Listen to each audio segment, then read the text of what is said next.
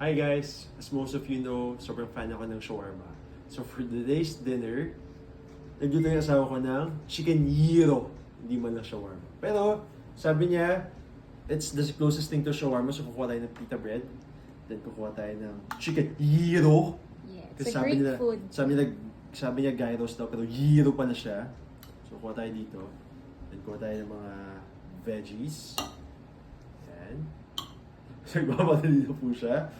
Hindi ako nagmamadali. You're not saying the ingredients ni...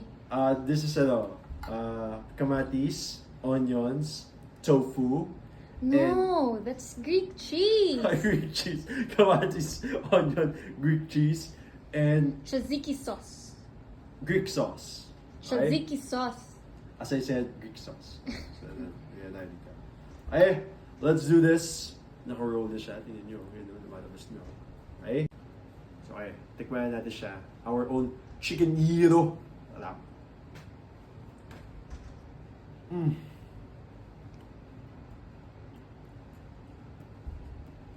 As always, makain sa makain.